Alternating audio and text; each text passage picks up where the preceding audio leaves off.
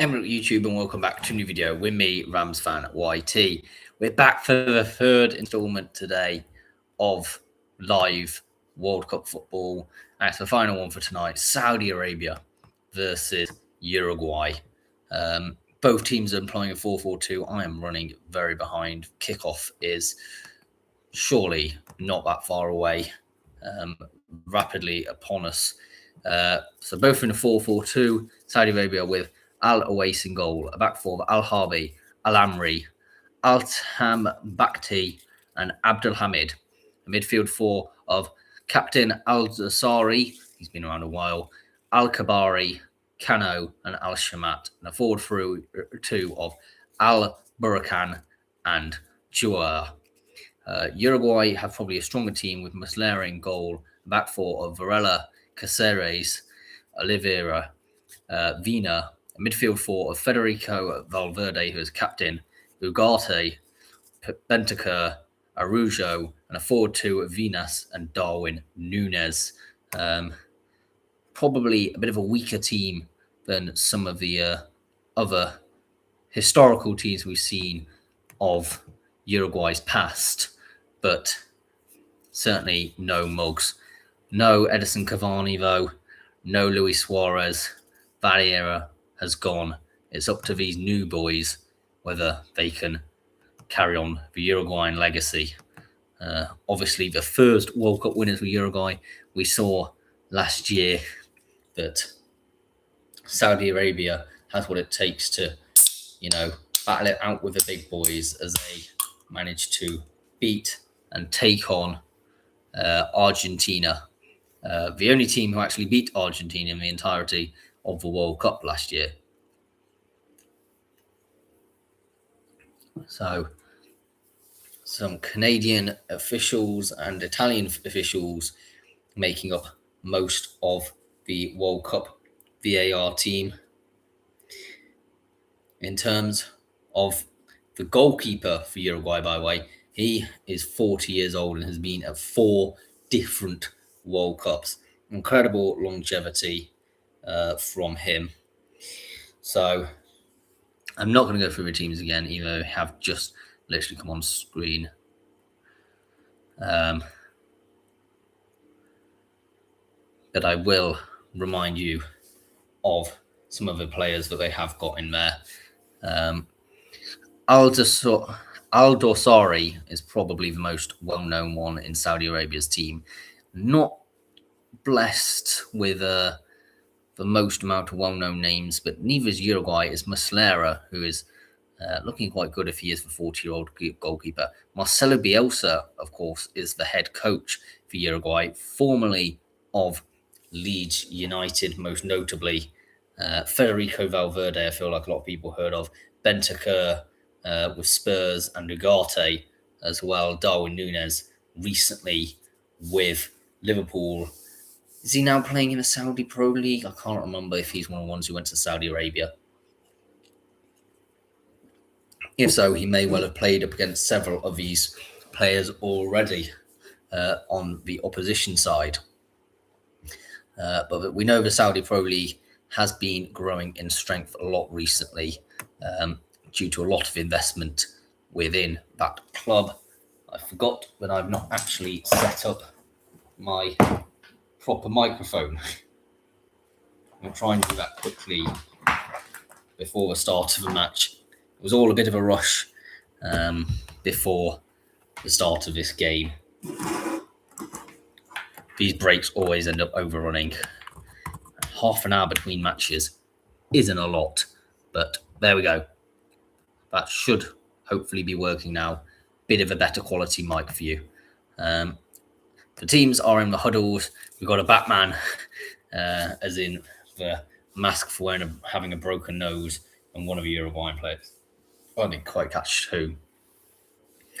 Salam is one of the better Saudi Arabian players. I seem to remember him from not that long ago. The dreadlocks, I'm not sure suits Darwin Núñez. I will say that. He does look a bit like a rogue rapper of a 2000s era. We're at 10 seconds. So I've got this big countdown clock mate, you should have kicked off 4 minutes ago. It says 11 o'clock kickoff. Ridiculous amount of wasting time, even more than I am. And it's Saudi Arabia to kick us off in this, I believe it's Group G, but it could be Group H. I can't remember. I'll probably put it in the title. And instantly gone forward, and Uruguay will have a throw-in.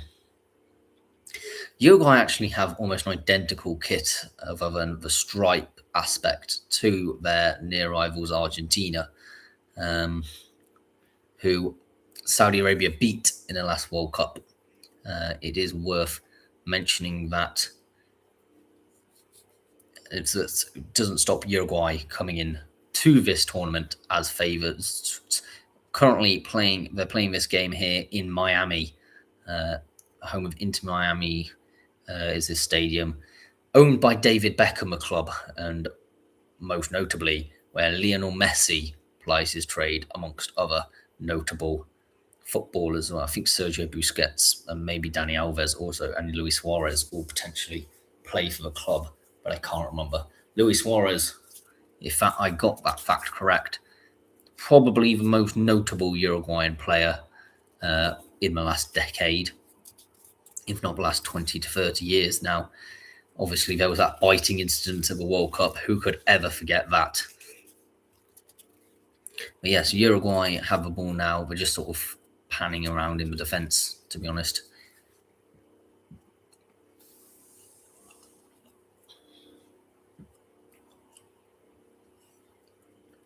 It must be said that Saudi Arabia's front two are constantly loitering around the attacking list. Something wrong taken with that throw-in. Georgios Donis is actually the Saudi Arabian manager. I feel like the name Donis rings a bell, but I can't remember from where.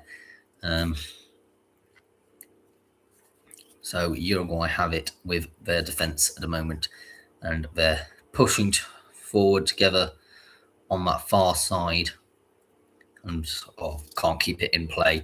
And that's gone out for a throw-in. Marcelo Bielsa, looking a bit aged now, but as ever, sitting down on some sort of box or bucket. He's sitting on a Powerade bucket. So presumably it's got drinks in for the refreshment break. Saudi Arabia have managed to finally seize possession. I think this is the first time all games since kickoff, but they've gone all the way through to Uruguay's goalkeeper with that ball. They're definitely the underdogs in this one. They'll be trying to seize upon any mistakes that Uruguay do make. Whether Uruguay make a lot or not, I'm not too sure. Both should be used to playing in the heat, admittedly, so shouldn't be too bad for them. Although we have heard how hot it is. Very tropical conditions, of course, Miami. But if you're playing in Saudi Arabia or playing in the Uruguayan leagues, which I don't actually know if there's anyone playing in the Uruguayan leagues in the Uruguayan team, but if you're playing in them sort of conditions, you should be used to it. And Saudi haven't really managed to get a single chance yet, but Uruguay haven't really gone forward with the ball. They're just content to keep possession at the moment and slowly build up. They're now coming forward. First sort of foray we've seen all game, and Vina has done a decent job there, and the switcher plays on, and out wide it comes. Infield, they've got to find Darwin Núñez somehow, and they're out wide, back again with Vina. Vina comes in, the shot comes off, and it's straight at the goalkeeper, who parries instead of catches. I don't know if that's great goalkeeping. It's gone behind for a corner as a result from the follow-up. But there was a great chance for the number 20, who was on the turn, really. It will be actually a throw-in.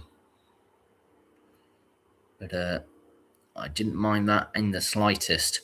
First shot on target goes Uruguay's way, and it is a corner.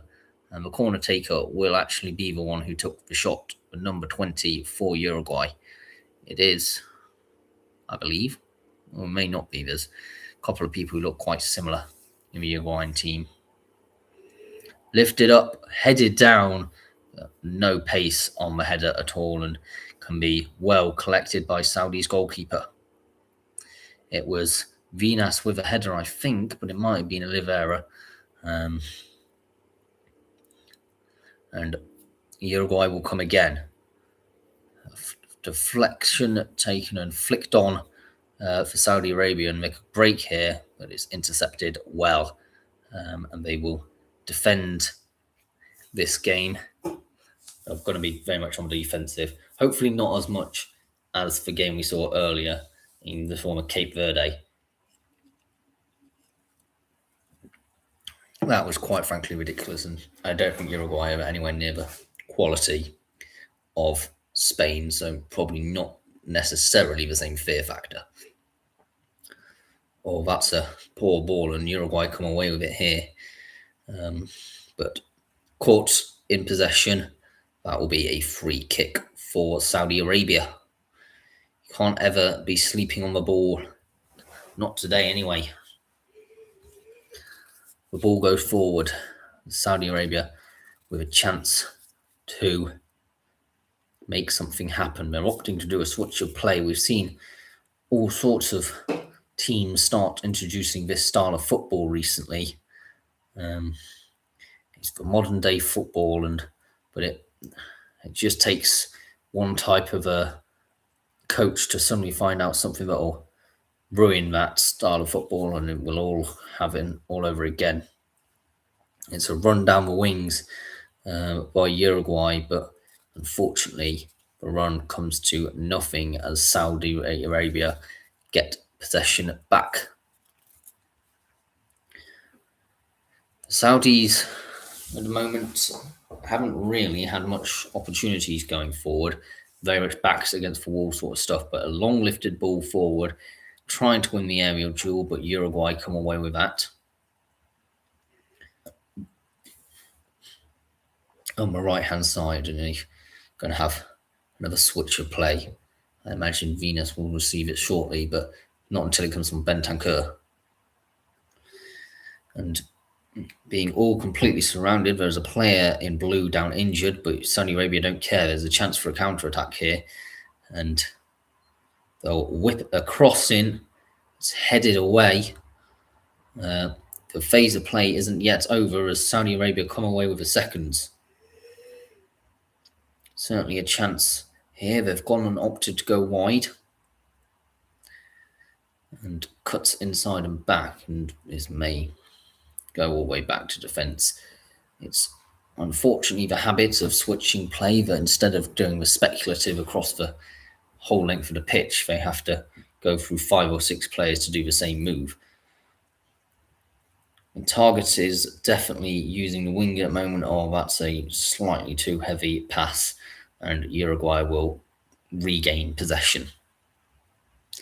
Saudi Arabia easily pickpocketed there. And, again, too much on the ball.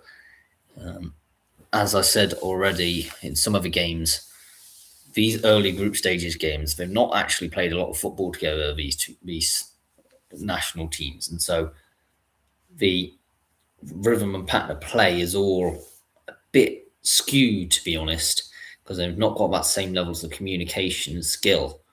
And it's what we saw so ruthlessly effective with Georgia at the last Euros, I believe it was, when they managed to beat Portugal, because most of the Georgian team played for the same club.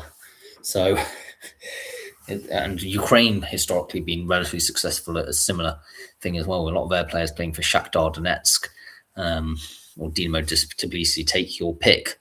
But Vina can't come up with a break, but any counterattack is effectively halted there very quickly. That will not be a free kick, although a Uruguayan player went down looking for it. And it's a chance for Saudi to break here using the wings. They'll opt to go inside in the defensive position. hop downfield, and Saudis have done well to keep hold of that, but they just don't have pace, and it's part of the problem, but they've still got it somehow. A lucky deflection, really, and Saudi attacking as a team, making sure every player knows what to do in every position. 10 minutes in, 0-0. It's been a bit of a dull game, not going to lie, in this opening 10 minutes or so. There's not really been a lot to talk about. The only real exception was that one chance for Uruguay had. So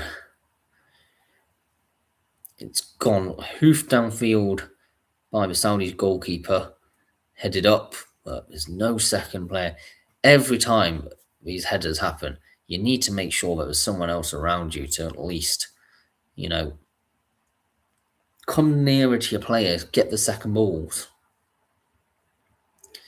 The good teams in the world know that that is what you need to do. And here we go. Saudi on an attack here. There's 3 players in front of him and gets to no one. Absolutely ridiculous. And Uruguay with a chance to come into a bit of space here. Vina has it. Vina has probably been one of the most exciting outlets so far in this game.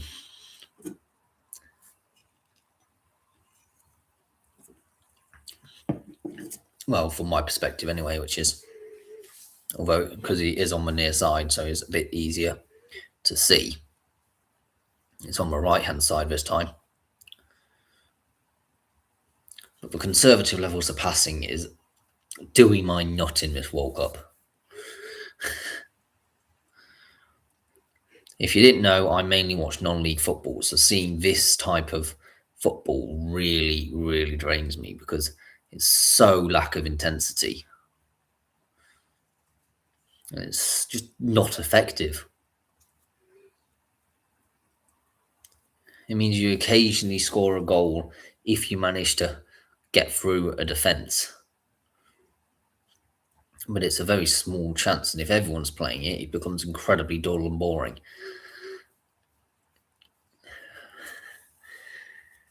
Saudi have it now. A progressive pass up the pitch.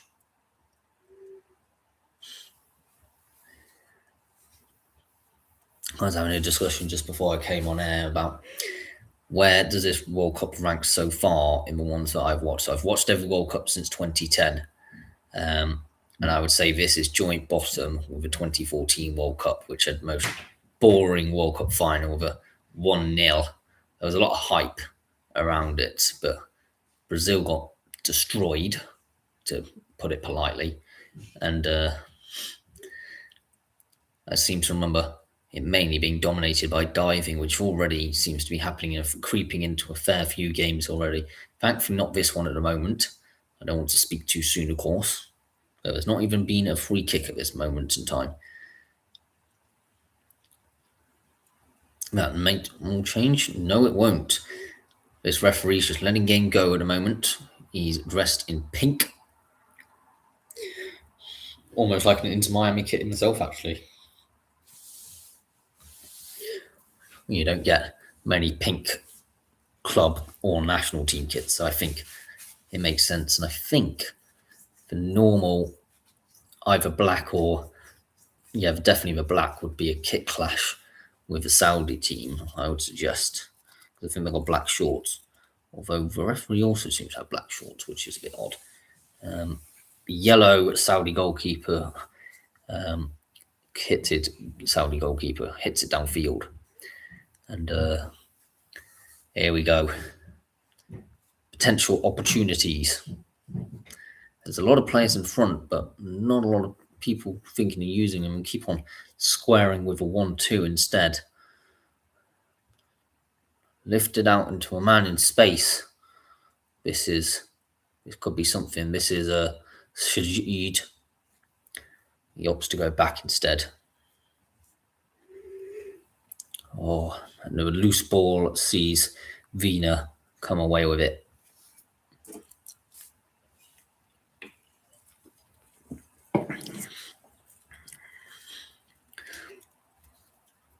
part of a problem with this Uruguayan quit. It's really, really hard to see who's who because all the numbers are quite thin.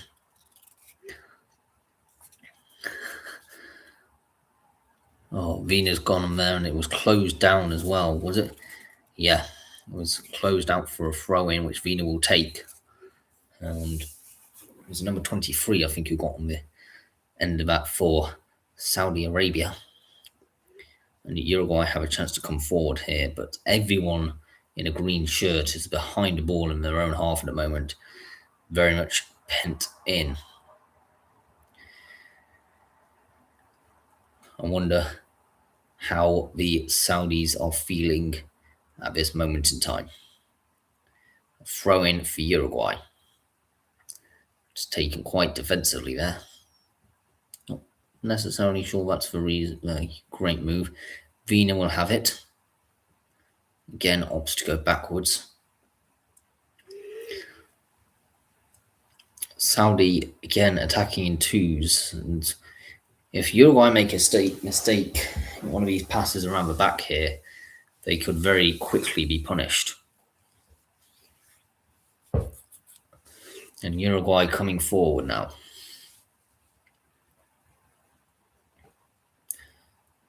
Finally, a pass into space. It's going to be a foot race. It's gone behind for a goal kick. I think that's the only Saudi player who's going to have hands on anything like a World Cup. That guy stands at the moment. So 0-0 in this game. And it's hoofed forward by the Saudi goalkeeper who can't find his target. Working at some lovely football there. And he's just surrounded by blue shirts. But it's not a bad effort there, to be honest. And already some good interconnections. A shot comes and it's just wide. That's the first effort that Saudi Arabia have in goal, and the first effort in quite a while, actually. I don't mind it at all. I don't think Marcelo Bielsa will be most impressed with his side's opening performance. Nowhere near as much energy as we expect from a Bielsa side coming up. It was just wide in the end, and that will be a throw-in. It was actually the captain, I think, Salawani, who has been man the block for quite a while now. Definitely Saudi's best player, you would suggest. A long throw by Saudi Arabia. That could be a great thing. That will be a free kick, unfortunately. There wasn't a lot in it, to be fair, but Caceres was the one who went down. The one who's wearing a Batman mask. Whoever decided that's the way to deal with a broken nose had a good sense of humour, I feel. Number 16 has it for now. You don't ever get to see, really, the names on the back, which is like, you see it for a glance for a second and then it's gone. And I, personally, for one, don't know every single player on the Uruguayan squad.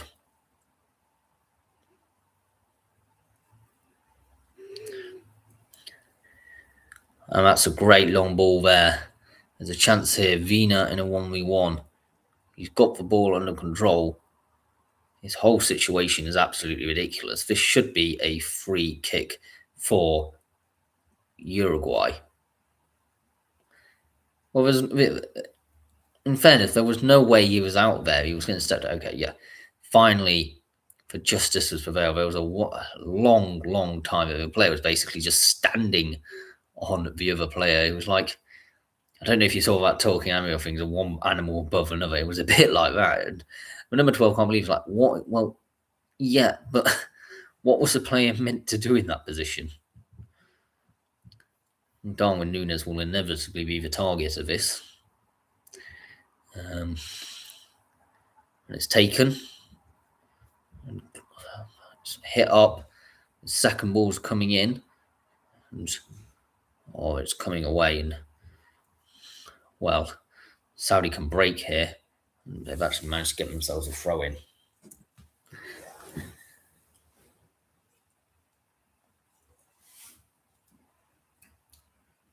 Chance, certainly. There's a call for a handball there. I don't think it was. Uruguay to attack.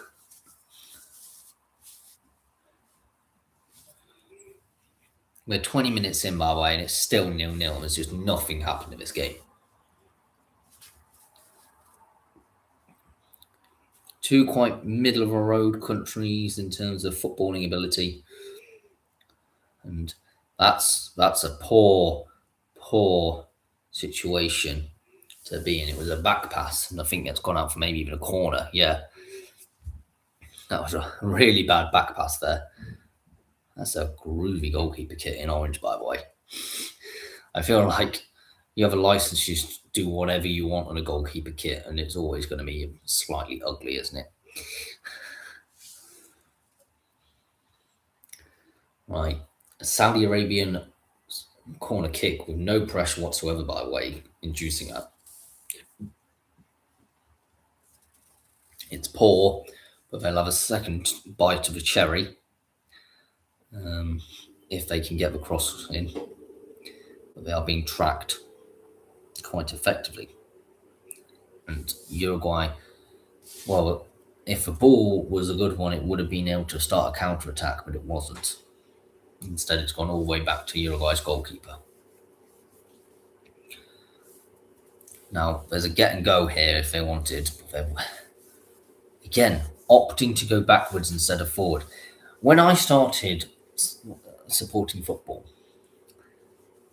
all the years ago, or best part of a decade ago now, if not longer, every single person I would hear from professional analysis would say, do not ever pass the ball backwards.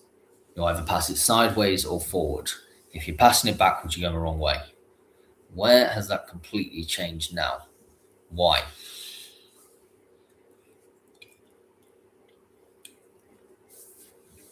If there was an option ahead of you, use the option ahead of you. We're going to a hydration break. Great. Because that means absolutely nothing. It's been such a boring game. Thank you if you are watching this, because personally, I've been bored out of my skull watching this game so far. Just nothing's happened. Every player on the Sofa squad, by the way, is just averaging a 6.5 or a 6.6. Nothing's happened. Literally nothing's happened. There's also a Venus and a Vina, by the way. I've just realised how confusing that's going to be, potentially. Especially seeing I am already flagging a bit at the moment. Hydration breaks are just what they are, I suppose. Generally, every player in the Saudi squad is either a 6.2, between 6.2 and a 6.7. They're all bang average. Not a single one is having a standout performance.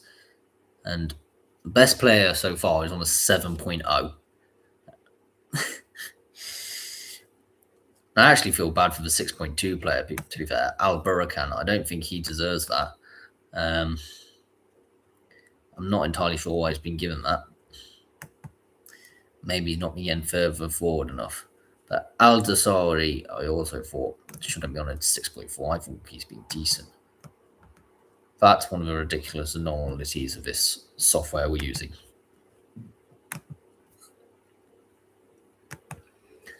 Literally nothing I could tell you about this game.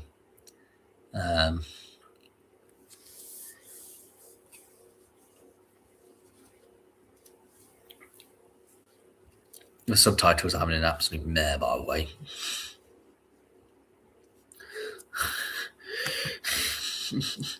For ITV, because they don't understand Saudi names.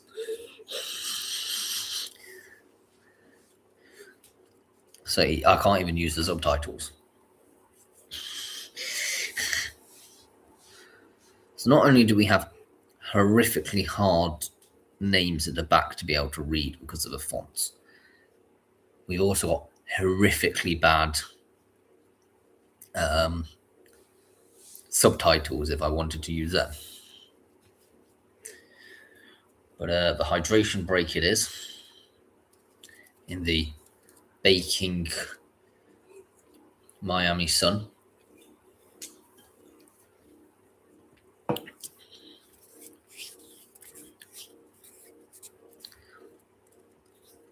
I think we're almost over. We've got to look at Bentancur. Fair enough. Having some sort of party or dance for Uruguayan fans. No idea what about. Mr. El Villalobos Montero. Well, that's not the guy who's sitting there. I don't know who that was sitting there. Presumably the head of some sort of Uruguayan FA or something. Or maybe a good player from the past bygone age. Anyway, we are underway for this second period of the first half. Let's hope it's not as dull as the first. A chance to take some tactical analysis on may improve and have a bit more impetus into the game. Long ball hit forward from this goal kick, and Saudi might be able to do something there. It's a desperate attempt to claw it away by an overhead kick from Uruguay, but they can break. Oh no, they can't. That ball is way too heavy. No one, no matter how fast they are, would have been able to get to that one.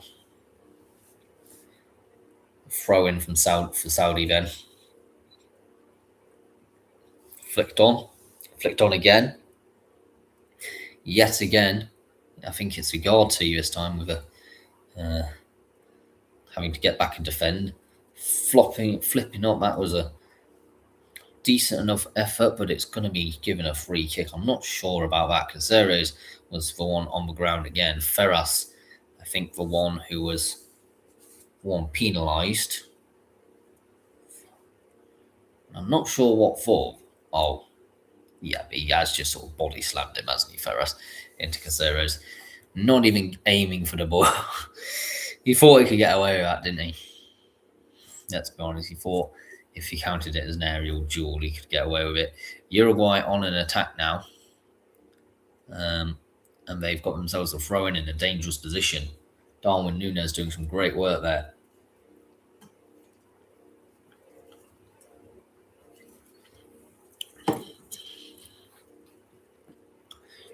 So Uruguay will switch play and opt to use the left. Vina manages to win his team a throw-in, was it?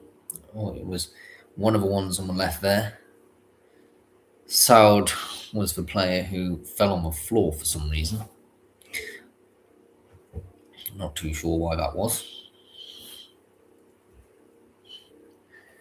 A long speculative ball forward does find the man, actually. I think it was Bentancur who was the potential target. I'm not quite sure, though. It comes out, lifted up, and that could be very dangerous there. A flow low up, a diving header. The seconds are horribly hit, but that diving header there was a fantastic opportunity. And it was well saved by the Saudi goalkeeper. Nice chested, control well, headed into the mixer and then headed towards goal. And the seconds are just horrific. But great recovering save. Also, Bielsa slaps his knees in frustration because that was close. And I think everyone of the Uruguayan persuasion knew that. Many empty seats again. I will keep on commenting. This World Cup is full of empty seats. When you price fans out of the equation, that is what happens, and that is a blatant foul, thereby sold. Because I'll just start using the first names, because all the surnames have got like Al, whatever it is in it. And it's just gone so long. It's half an hour in, it's still 0-0. And Uruguay will go and attack using the right flank. Although they could by the time they actually have an attack going forward. But actually, no, they've opted to go forward on the right all the way this time. And it will be a free kick.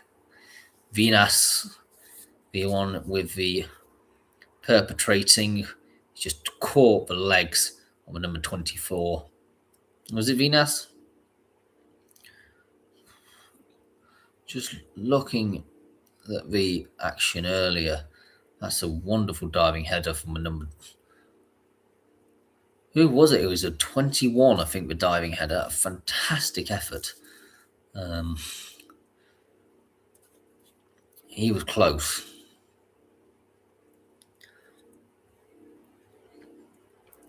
Ball pumped forward.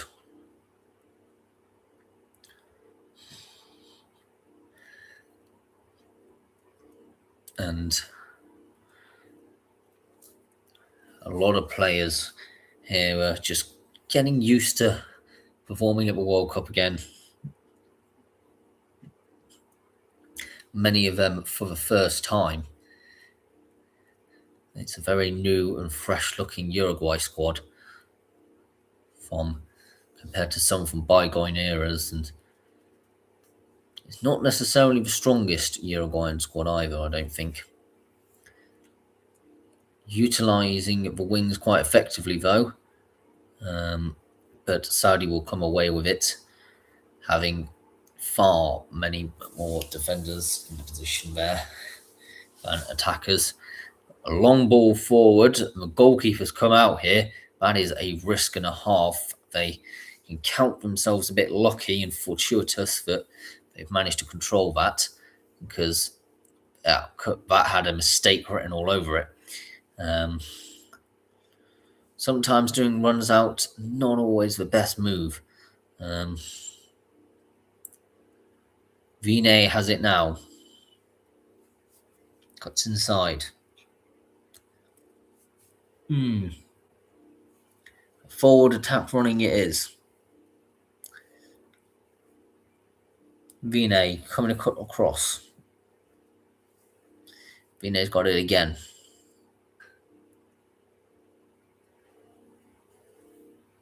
Progressing forward. The number 20 has really impressed me. I just don't know what his name is. I'll find out at half time. He's been getting in some good positions. A crossover to the number 8. Cuts it inside.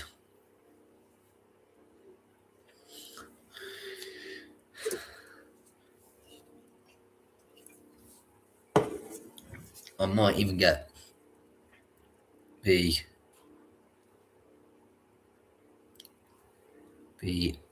team list in front of me.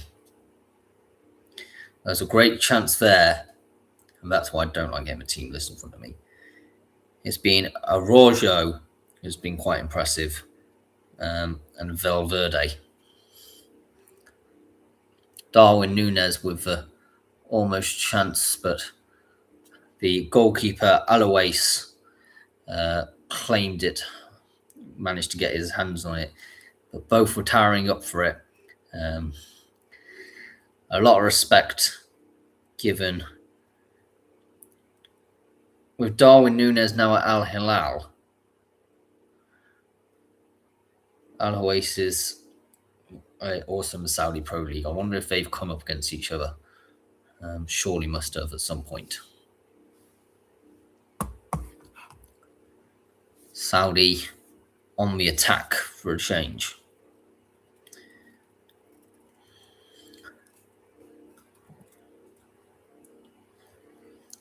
And it's piled forward by Vine. But it can only find a man in green.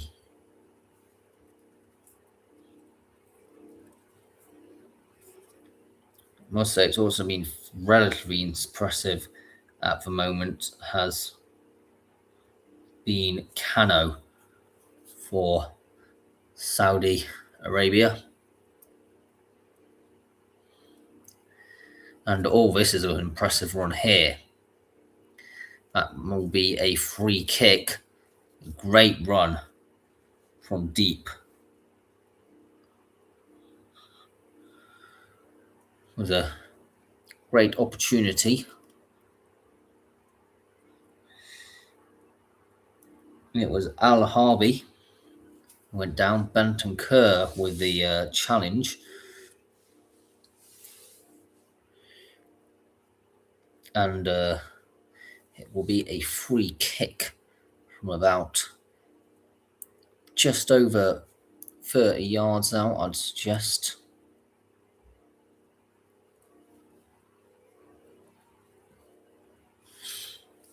A couple of players standing over it.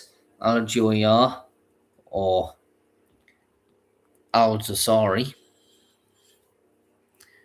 Interesting to see who they pick out. If they opt to go short, there's the number 12 Suno.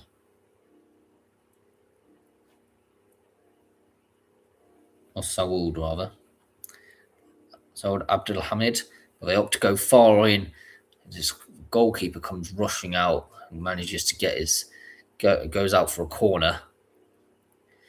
Close to the to the throw-in line, though. Well-claimed punch. Caceres there probably got in a bit in his way of his teammate Muslera there. A free kick, a corner kick to be taken by Saudi Arabia. The fans are having quite a good time at the moment. Shot comes across, and it's just parried over. That was a great opportunity there. That was a fantastic opportunity for Al Amri, who hit the target, but just parried over. A one-handed save has kept Uruguay in this game. It's probably the best chance so far. And Saudi Arabia come again, headed in to the mixer, headed across. No one there to poke it home, which is unfortunate. They will get a throw in. But I would say that Tambakki could have done a bit better there, in my opinion. Was it Tambakki? I think it might have been. So a throw-in to be taken. It's launched far. Headed clear, but the seconds, and that's well wide. It was Al Kalibari who, with a shot which went wide there. But certainly Saudi Arabia are beginning to apply the pressure now.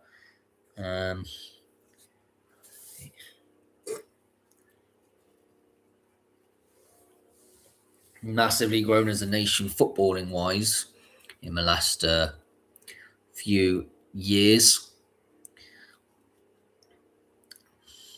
mainly coinciding when the royal family found the benefits of sports washing. It's no coincidence. Saudi Arabia have managed to come away with it here. But that's a poor touch. And Saudi Arabia managed to come away with it here. Maybe a bit surprising. They've still got it alive, and it's just dragged wide. Don't mind the effort, though. You certainly can't fault the effort there. And I think it was Abu Al-Shamat who was the one who had that. Was it maybe the corner kick? It was a corner. Corner taken then by Saudi Arabia. Certainly grown into it recently. A corner comes in, it's headed, and have poked home. It's 1-0 to Saudi Arabia. A great goal, and it's Al Amri. What a goal from a corner kick set piece. It was I must be said, it was coming. Al Amri is one of the goal score sheet, and he's actually a centre back, but it's a great corner kick routine. It's just number 7. It's crossing the initial header as well. Isn't too bad. So the initial header is almost better, actually, but it's saved. But it's on the rebound that Al Amri has managed to poke it home. He was lurking in the right position there. But great corner delivery by Al-Juwayr, potentially. But he had a great delivery. And I think it might have been Al-Barakal who had the initial shot that was parried into the path of Al Amri. So 1-0 to Saudi Arabia just before half time here in Miami. Uruguay will have a mountain to climb if it's 1-0 going into half time, because this Saudi Arabian team is resilient. There's no disputing that. And they're coming again. Can they inflict a double World Cup woes against the De La Plata side? Quite possibly.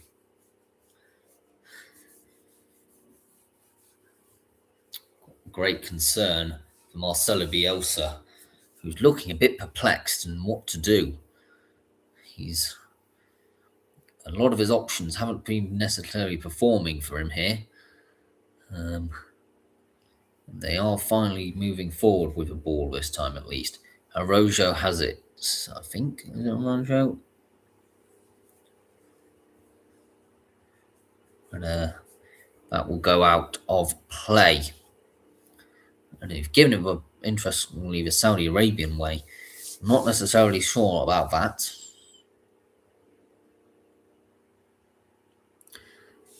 It's taken by Saud Abdul Hamid. It's all up in the air at the moment, both figuratively and literally. But there's no need for that role there. And it has just seen the Uruguayan team managed to get a counter-attack. There's a head injury. There's a couple of players on the floor now for Uruguay, and that's a yellow card. A definite yellow card.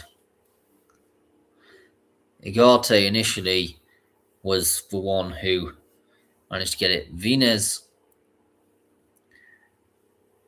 kicking it back by the looks of it up against Vines. And then the second one was even worse, potentially. It was a couple of, I don't necessarily know. The goal scorer, Al Amri, will also be in the book for this game. A bit of everything, I suppose, if you will. Maybe be a bit considered a bit unfortunate there to have a yellow card, because they both went up for it. It's a chance here for Araujo. He whips it in, and it's saved. A great save, which is well held. Vines with a shot, Alois with the save. Certainly for me, the better of the two keepers in this opening half. I think there's little surprised about that, though. Saudi Arabia trying to work themselves out of danger, but get themselves in more danger. And Araujo coming across here. He's headed behind for a corner just before we see how much added time there will be this half. It was the number 11 for Saudi Arabia. What was he telling number 11 on the pitch?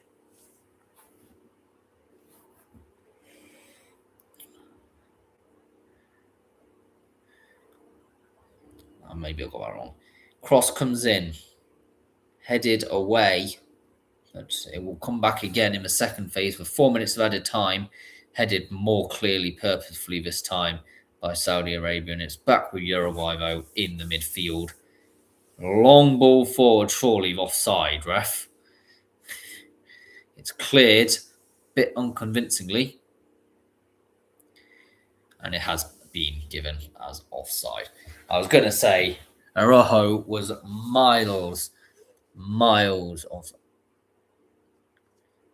I don't know, actually. He looked potentially on the replay there. But it was one of them ones that wasn't, from naked eye, it looked off.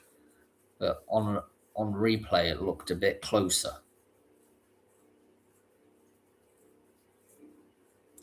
It's got semi-automated offside if needed. I think that has to be called upon. Uruguay will be coming down on the right-hand side, powering forward, but straight at the goalkeeper for Saudi Arabia, Al Owais. He's telling all his players to go forward. He's going to absolutely pump this downfield, and rightfully so. There's no point in keeping it in your own half when there's only about a minute left or a couple of minutes left of stoppage time. You want it desperately out of that area at all costs, to be honest. Number 12, Saud, has it. And it's worked out wide. Saudi Arabia looking to end this half, as they have done a lot of this half in keeping their lead, which they got on the 41st minute through an Al Amri follow-up from a corner. Saw them pretty impressive. Cross-field ball in defence. His goal scorer Al Amri will lift it forward, but can't quite find his target, and has instead gone out for a Uruguay throw, which will be taken back and throw back to the goalkeeper. Not too bad at this period of time. This game was initially quite boring, and then Saudi Arabia suddenly woke up. Whether it's sort of declined again now is up to debate. Uruguay at least need to do something to pull out a result. And that's more than can be said for what was the case about 10 minutes ago.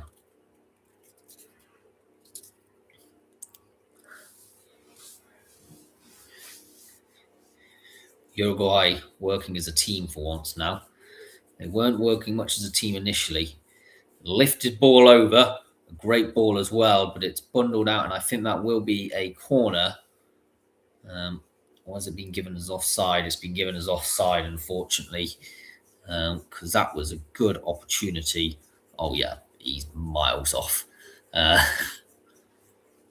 Well, but to be fair, the actual player who received to Vino wasn't as miles off as the other player, but the other player was definitely offside.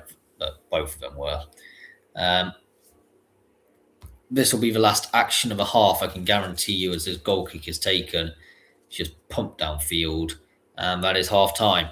No idea why they decided that needed to go on. So 1-0 to Saudi Arabia against Uruguay.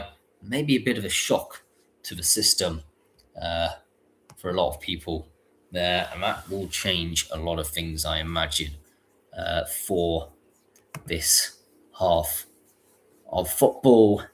We've seen Saudi Arabia up their ratings to a 6.71 and actually have a lot of momentum towards the end of that half. Pretty much it was all Uruguay until about 15 minutes in, when Saudi Arabia suddenly crept into the game and managed to get themselves ahead by that corner. Al Amri poking behind the parry from the initial shot. So let's go through the rating, shall we? 7.2 for Al Owais, the Saudi Arabian goalkeeper, who has been nothing short of marvellous this game. For some reason, my computer's gone really far zoomed in. There we go. I don't know why that was, but Al Owais on goalkeeping terms has only had 2 saves to make, and he's made them. But he's been there, Mr. Dependable, when he's been needed. He's been a safe pair of hands. Ultimately, has made 3 recoveries as well, and won that aerial duel against Darwin Núñez, of course. 6.9 for Al Harbi. Not a lot to write home about. Only 4 defensive contributions. All 4 of his ground duels he's won. I mean, he's just not really been challenged on that side, so you can't really fault him for doing anything wrong because he's not been challenged. Valverde has been awful this game. Alton Bakhti, the number 5, has been given a 6.4. Clearly not rated at all. 4 defensive contributions, similar regards, but in terms of passing, needs to much improve if you're a centre-back. To have a passing accuracy of 77%, it's not great, to be honest, especially when mainly you're doing side-to-side passing. Although most of his passes have actually at least attempted to be optimistic at times. Al Amri on a 7.7, currently on track to be man of the match. Unsurprisingly, got the winner of that opening half. Has been, to be fair, won 3 out of 4 aerial duels as well.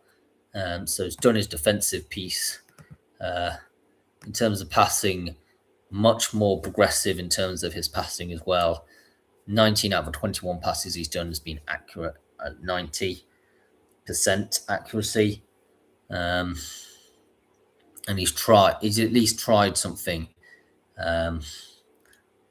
His shooting as well, we managed to get a goal, and he did actually have a shot earlier, which was also on target from a corner, but it was saved that time around.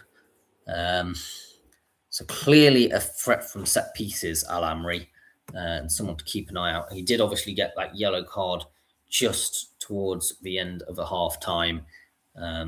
Maybe a bit harsh for a knee in the back when they both went up for an aerial duel. 6.7 for Abdelhamid, or Saud, as we have been calling him. 5 defensive contributions, has won 3 out of the 5 tackles he's attempted, won 6 out of 9 aerial duels. I think he's been great. He's had one time he was dribbled past, but other than that, has done a lot of marauding work as a wing-back. Been quite impressed by him. Al Dawsari, the captain, has definitely grown into the game. Still not a great deal to write home about, but his one cross was accurate. He needs to take a bit more risks, in my opinion. Look up a bit and go a bit further afield than the players are near and around you. Al-Kabari, he's on a 6.5. Bit of a similar situation, to be honest. He's just not got the ball enough, in my opinion, to make an impact. Cano on a 6.6. Makes sense. He's done a lot of balls spraying out side to side, but often quite long ones, actually, which makes it slightly better. 6.6 as well for Al Shamat, who has been prowling down that right-hand side. I will say, like I've said for all of the midfielders, like Saudi Arabia will be dominating this game if the midfielders actually opted to go forward with the ball instead of going backwards. It's the most frustrating thing in the world. bang my head against the wall with such incompetence. Al-Juri is on a 6.5. He's just not done a great deal, to be honest. He's been far too deep for my liking as a centre forward. I know they're ahead at the moment, Saudi Arabia, but that's not due to any of the goalkeeping, not goalkeeping, rather the attacking things. He's not had a single shot, right? And even worse, there's a 6.2 for Al-Baraikan, who has been so quiet. Like, generally, how many touches of the ball has he actually had in total? I'd love to know. 11 touches of the ball, and he's lost possession 5 times. Whereas Al-Jawir is on, has, in terms of touches, 40. So it's a bit better. He's lost possession 13 times there as well. So not overly great. If they've got any centre forwards on their bench, I would chuck them on. Personally, for Uruguay, they're on a 6.5 overall, 6.4 for Muslera. They have obviously conceded that goal. It wasn't great for the sort of position that they were. Essentially, the deflection which came off him from the initial save was straight into the path of the onrushing centre-back who just poked it home, So he does have to bear about for that. He did have one successful rush out, which did almost give me a heart attack. He had one error, though, leading to goal, apparently. That's what we're marking it down to. But also 2 saves as well. So not horrific, but far from covered himself in glory. Varela on a 6.2. Varela could have been doing much better. His defending, I wouldn't say yet atrocious, but is a warning sign for a right back only having 4 defensive contributions. Doesn't fill me with confidence, and his passing range as well hasn't been great either. Could do a lot better. 6.5 for Caceres. I think he's probably been a decent enough centre-back. He's only had 2 defensive contributions. He's won both of his ground duels that he's been involved in and 2 out of 5 aerial duels. He's somewhat good, somewhat bad, which I therefore think a 6.5 is a decent enough rating there. Oliveira on a 7.0, the best player for Uruguay at the moment. 6 defensive contributions, have won 5 out of the 6 aerial duels he's been part of. That'll be a large reason that he is being so highly rated, but has also had 67 touches and has only lost possession 5 times. That's the sort of thing that we like to see. He's keeping possession of the ball, which is a very smart thing to do, Oliveira. Vina on a 6.2, very lowly rated, which is a bit of a shock to me, but he's not actually made a single defensive contribution. He's had 6 recoveries. He's often been stranded in no man's land and having to atone from his own mistakes. And therefore, and probably has almost been playing too much high up the pitch as a winger. And that's because Araujo has been pushing forward. He's on a 6.6. He's been basically the entire time in the opponent's half. So to help him out, Vina has had to come out of position to help him. But you can't blame Araujo, who's got 3 key passes and has had 3 out of 4 accurate crosses. Bentancur is on a 6.5. I think he's been a bit quiet. He has been sort of all popping up all over the spot, but his actual contributions haven't really impacted the game. Not how we expected them to do anyway. Vinas on a 6.5. Again, hasn't really had an impact on the game. It's been also much quieter. Has not really had the ball anywhere near as many times as Bentancur. Ugarte on a 6.5. He has had the ball, interestingly. a lot of side-to-side passes by Ugarte. He's probably been the most dictative midfielder out of the five. And Valverde on a 6.4. We expected a lot more from Valverde. I think that is fair to say, than his completely under a radar. He had no accurate crosses out the two that he did on a purely position of 24 touches. Also not great. Lost possession 5 times. Darwin Núñez on a 6.4. Very quiet game so far from him. He had one shot which he missed from a corner with a header. That's his only action all game, to be honest. Could do better, therefore. And we're not long, I don't think, until we resume play.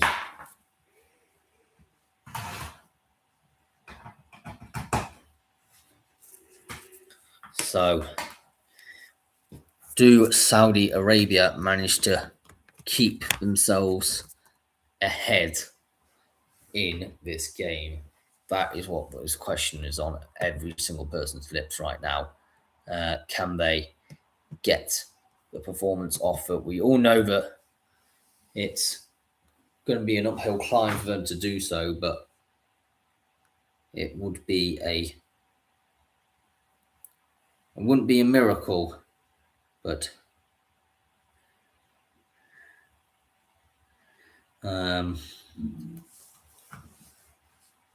Royal Ascot starts today. Nobody cares. We're watching the World Cup, mate.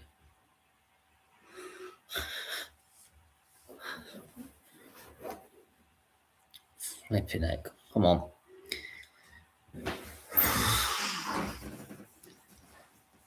Here. Wow. Oh. Come back, my water. Fair enough.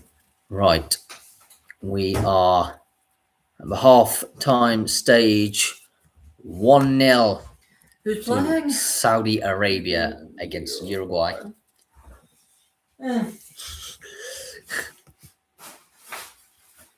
But yes, a game that is very much not what the bookies had in favour or expected at the start. I think Uruguay went for a bit more of an attacking threat to try and counter what was seen by the Saudi Arabian press. But here we are. It's surely not long now till the second half is underway. And fair enough. Oh no, I've clicked for an advert on ITV.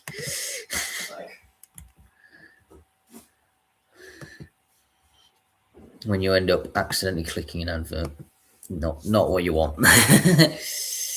So we're here in Miami. I think it's probably, in terms of, what is the time in Miami right now? It is currently 7:08 in Miami. It's 8 minutes past midnight here in the UK. So a bit better for them. And it's probably cooled down a fair bit as well. Al-Amri is the reason between the two teams for the difference is his goal from that corner routine. I think the two teams are just about to come out of the tunnel any moment now. We're just hearing various pundits' opinions on ITV at the moment, which I don't think many people care about. But the Uruguayan side are about to make some changes by the looks of it. Clearly, Marcelo Bielsa is not liking what he's seen from his team at all.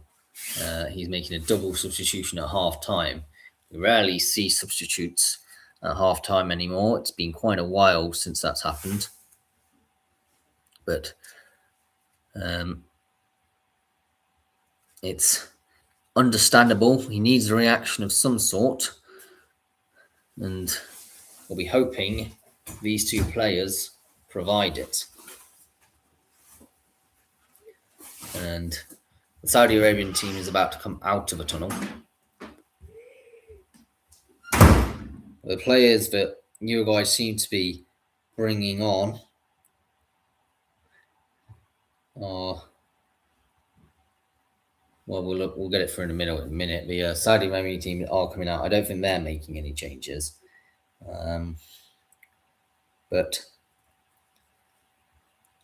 right, Darwin Núñez is coming off, as is Vina. Maybe a shock. A lot of people would think Darwin Núñez was going to definitely stay on despite his initially not great performance. Canobio and Sanabria are the players coming on, and maybe it will provide a bit more attacking impetus for the Uruguayan side to do that. So, see if these two players can make a difference in this game.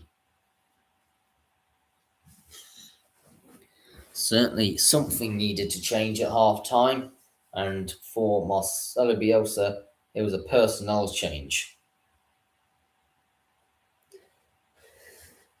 The gloves are going back on Alois, the Saudi Arabian goalkeeper, as he's rushing back as Uruguay prepared to kick us off. This second half of football, it's been a lot of games to go through today, partly because I'm going on holiday at midday tomorrow, so alas, you won't have me for another 2 weeks, so I've got to fill up it in some way.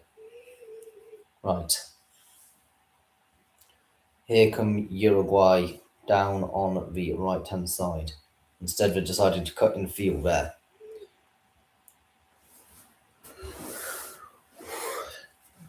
So,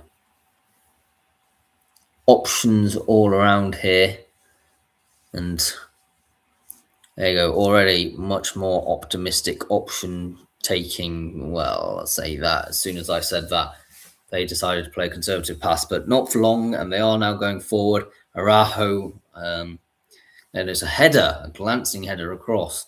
Alois was called into action nice and early in this second half.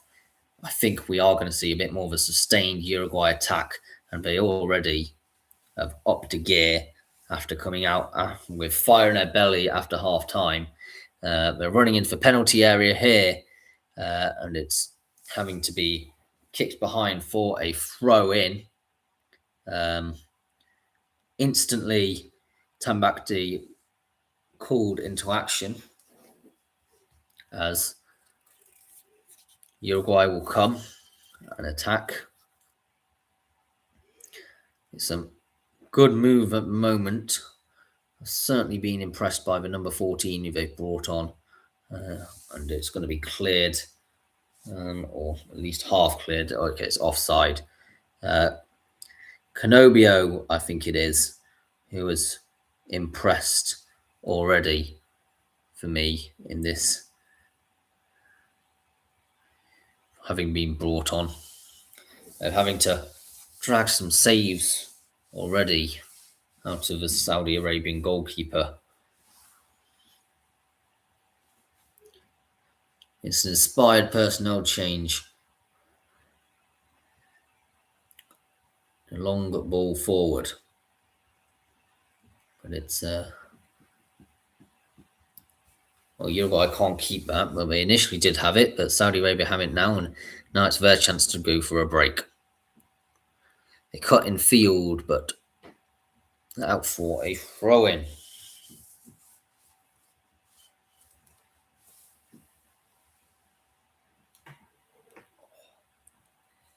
And it will be a throw-in by Mateb. The throw comes in, he's up to go short actually this time, and gains another throw-in. Al-Harbi is another name for Monteb. It's his first name, Monteb. He's taken a longer throw this time. Either way, it's still come out with a Uruguayan player at the end of it, and another throw in for them. Not a lot of change, and they'll have a third throw in a matter of moments. Flicked on, but Uruguay managed to hustle it away, and now they can break.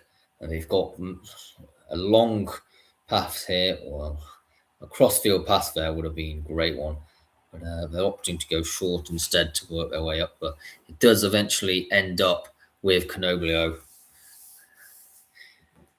Canobbio is one of the players who was brought on at halftime and has already been quite impressive. A lot of switching the play going on for Uruguay. And they're going forward through the middle this time. Canobbio on it now. The cross comes in and it's pushed behind. It's intercepted, blocked, whatever you will, behind by the. Was it? It could have been Al Calibari, the midfielder. Araujo with a corner kick then. Saudi Arabia certainly felt Uruguay's attack, and that's a towering header which has just gone wide. Vinas can't believe it.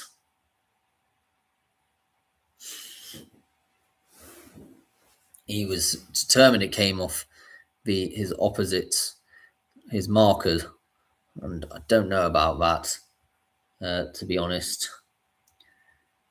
But it's a great effort by Vinas, which was glanced just wide. At least there's not a Vina and a Vinas on the pitch anymore. That was incredibly confusing.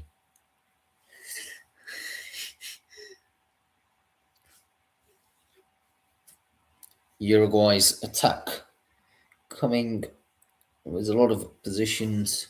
They're opting to just so far keep it safe, but they have a lot of players forward out when they're in possession. Came in a free kick, but it was actually only a throw-in.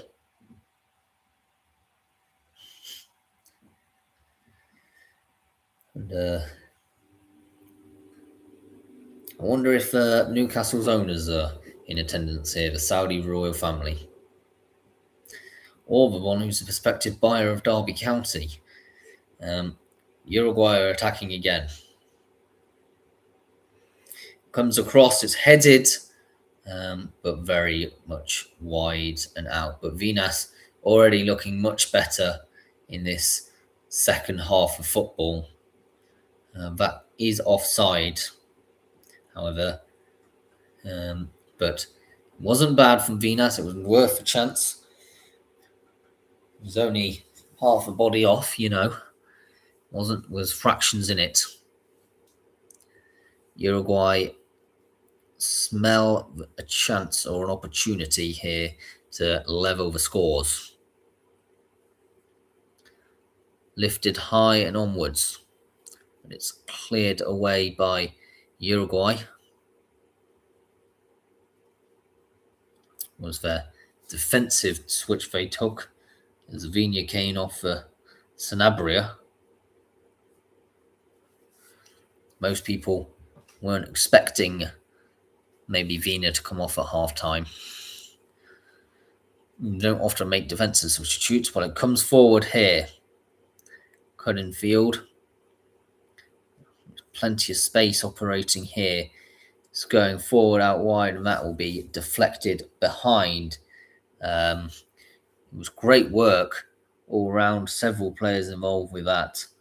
And it will be a corner. It was deflected behind by Al Hawabi, I think. Ultimately.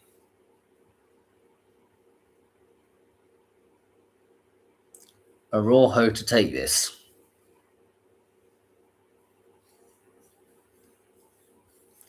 Cross comes in.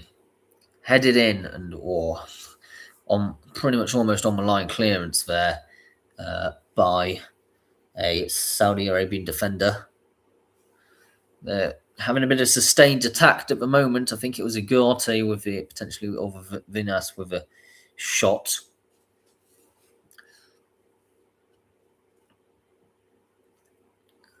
Saudi Arabia have it in midfield. They opted to try and get on the wings, but couldn't quite get it under control. They'll find a counter-attack here. Saud has silenced any opportunity of an attack and has forced Uruguay to have possession within their own half.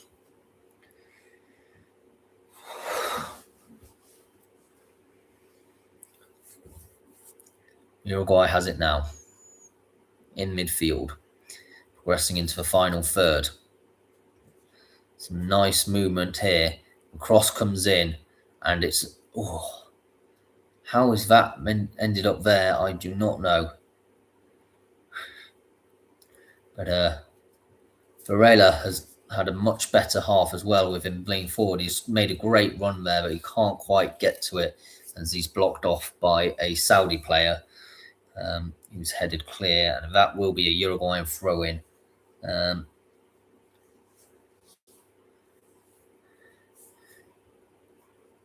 Yes, you can certainly tell that Varela has already had a much better half than the first. Almost at times excelling past Valverde, who most people expected to be the favourite. If you're wondering why I keep on looking down at my phone, because I've actually got the score, the team sheets on there, because I can't have them on the screen right now. So we're almost dual monitoring it at the moment. Some wonderful play by Canobio, who will try and get himself a free kick there. He's rolling all over the place. For you indeed. Absolutely ridiculous, this situation. He has got literally red marks on his legs.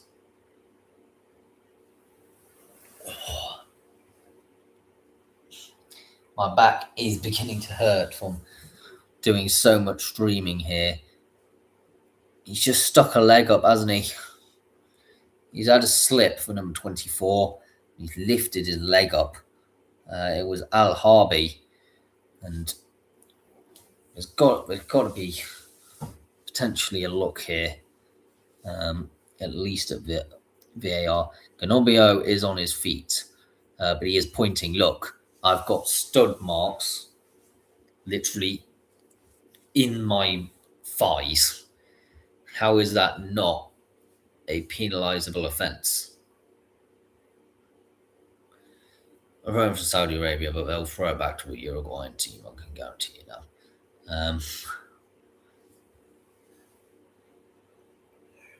And there we are. Christina Uncle is the refereeing person who will be explaining the decision behind that on what do you call it? ITV. So, but you can decide for yourself back home. I think it could have potentially been a yellow card at least.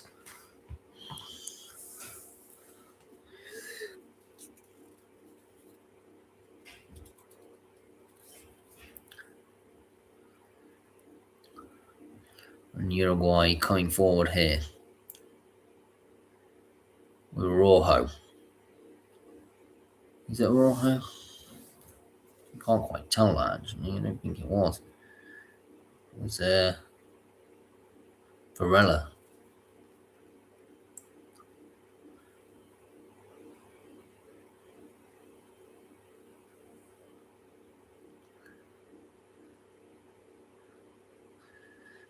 Canobio, I don't feel like has been a like-for-like swap, to be honest, with Darwin Núñez, despite what they're saying on the starting lineups there. I don't necessarily think I agree. Caressa's keeping it in there. Just wasn't It'll be a throw in for Uruguay anyway, so I think they wouldn't mind too much. And what is he doing there? Brazilian Ronaldo in attendance. R9.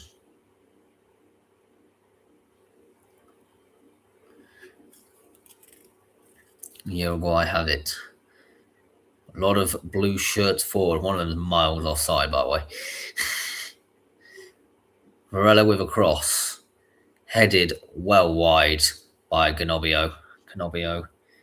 Sounds almost Italian, doesn't it, Canobbio? I think there is quite a large Italian contingent within the South Americans.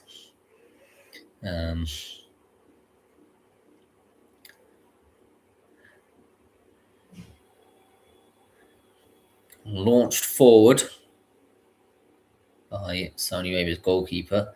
Cheeky flick on doesn't come to much, and well, somehow Canobbio's got it again. There's nobody there, mate. It'll be a throw-in for the Uruguayans.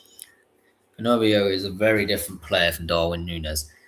There's no target man involved with that. He's very much one who will move with the lines. 5 attempts on goal for Saudi Arabia, 10 for Uruguay, but it's only 3 on target apiece. And the only one stat which matters out of that is for Saudi Arabia, the only one with a goal in this game so far.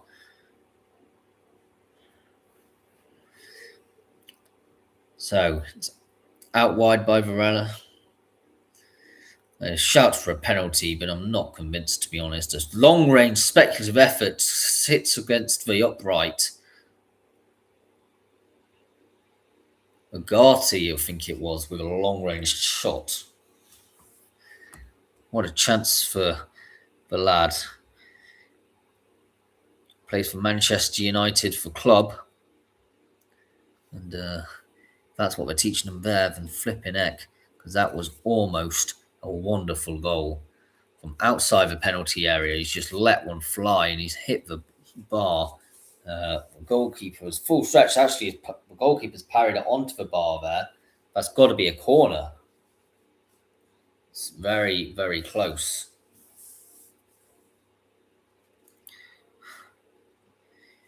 The goalkeeper's taking some fluids on.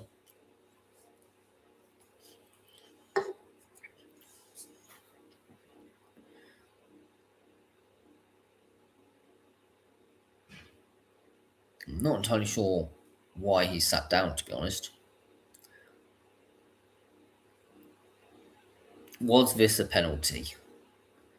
That's going to be a question.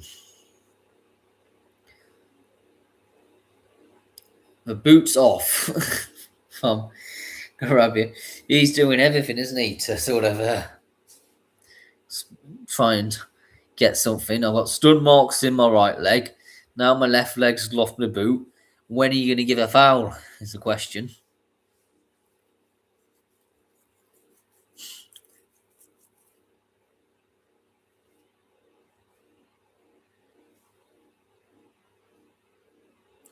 The Saudi team are preparing to make a sub. Al-Dasari seems to be the one who is warming up for them.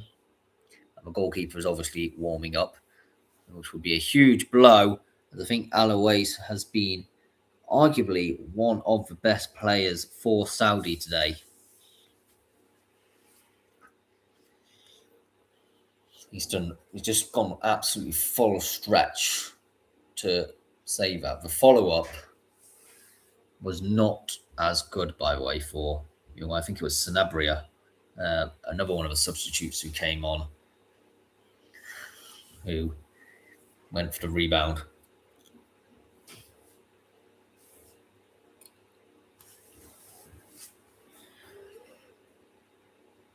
Al-Awais is up. It's got very short shin pads. And some words with refs and some thumbs up. So 6-7 substitutes as a number 7 comes off and number 6 comes on. So it's the end of Al-Jawar and beginning of Al-Dasari onto the pitch instead. The goal kick is taken. I thought it would have been a corner, if I'm going to be brutally honest. Looking at a replay, thought we were due to get decisions made about corners from VAR, but I've yet to actually see that implemented. Uruguay coming forward.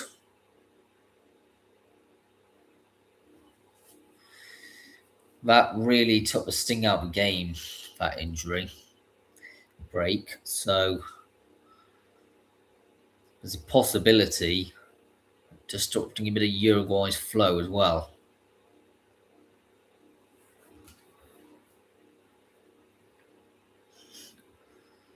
So can the South American side do something here?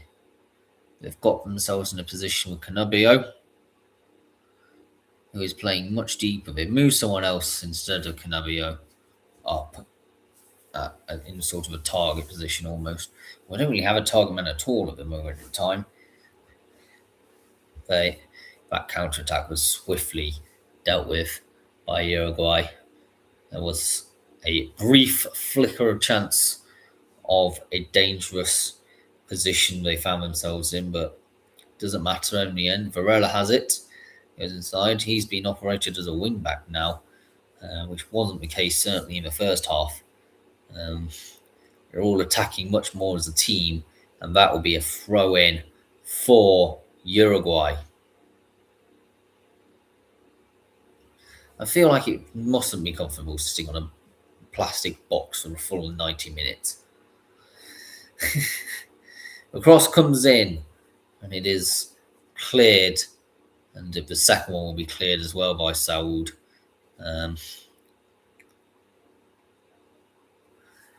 So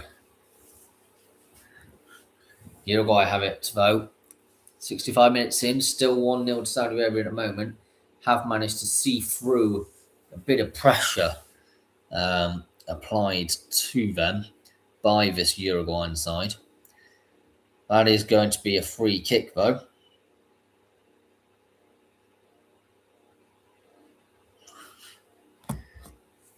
That might even be a card, to be honest.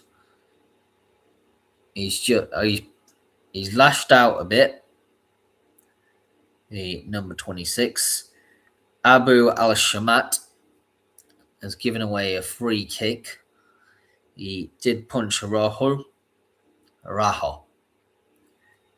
I'm trying to pronounce it un-Englishly because I would say Arrojo or something like that if I was doing it Englishly. But I have spoken or learned a bit of Spanish at school and still remember a little bit of it.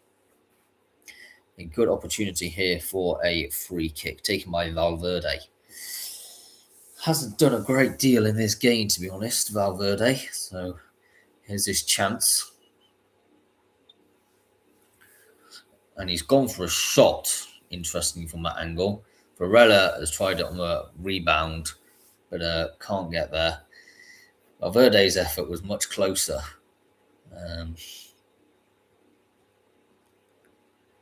1-0 in the 66th minute. Will they be able to hold on for about another half an hour, Saudi Arabia, and claim the victory?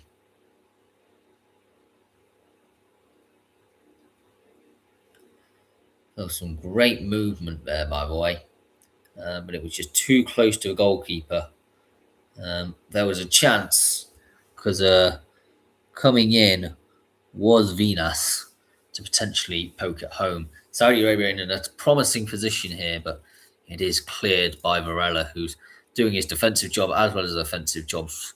He's been working well on both ends of the pitch recently now, and this change of system. A little bit too much in the tackle has seen Uruguay with a free kick taken too quickly for a referee's liking. Are we having a hydration break now? No, we will take this set piece first. And Uruguay have a chance to move forward. I certainly suspect at the next interval we will be having a hydration break.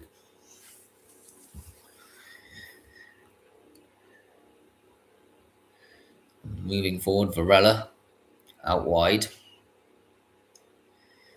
Cross comes in by Valverde, but it's gone past everyone. It was Rojo who was closest to it. It was a great cross. Hydration break it will be then.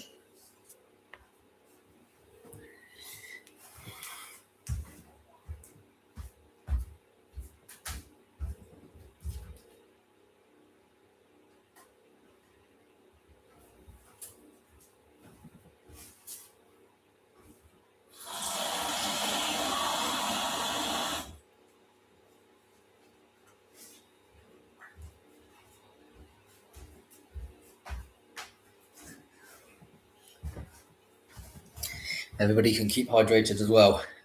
Got some water here in a South Shields cup. So just make your voice go incredibly dry. And you can probably tell by the darkness underneath my eyes how late it is already. midnight. It was midnight which last night's game started as well, so which I was watching. So has been a bit tiring. Few days, I think. Pretty full-on ones as well. I think if you cumulatively add all the hours which I would have done live streams today, would have totaled about 7 hours, which flipping heck feels like a lot. But definitely since the halftime and has come out, we've seen Uruguay much improved at the Hard Rock Stadium. However, Saudi Arabia is still with the lead, and Saudi Arabia arguably still the better team overall. In fact, they've arguably improved because defensively they've gone in a much better position than they had done before. They're not relating Canobio that well, interestingly. I would have thought Canobio made a huge bit of difference. I don't think they like his lack of shooting ability that much. He's the same rating as Darwin Núñez was. There will be some changes by Uruguay here.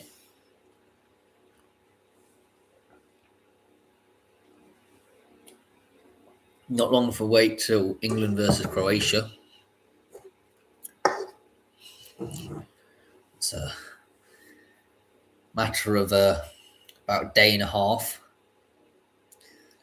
So Uruguay are making a change.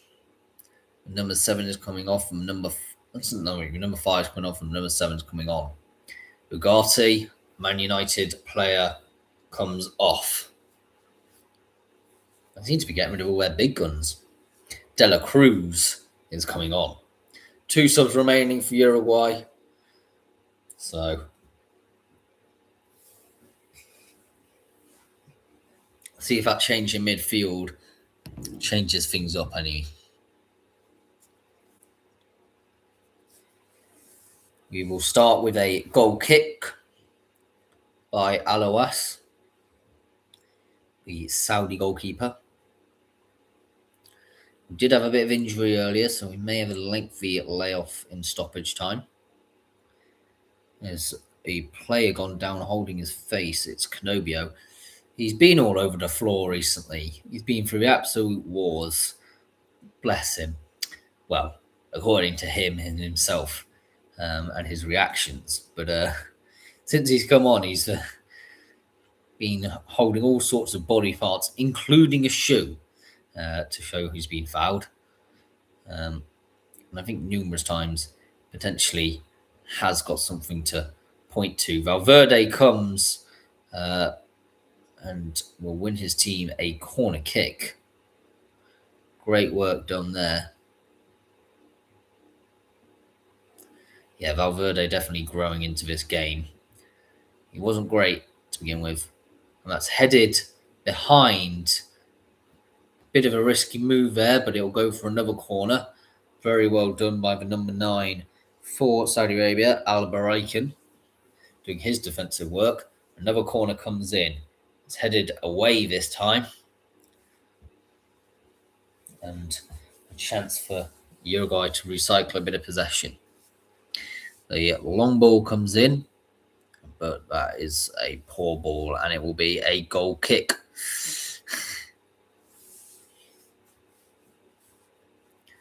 But looking at that initial thing, the header was definitely the best option in that position, but it almost ended up being an own goal.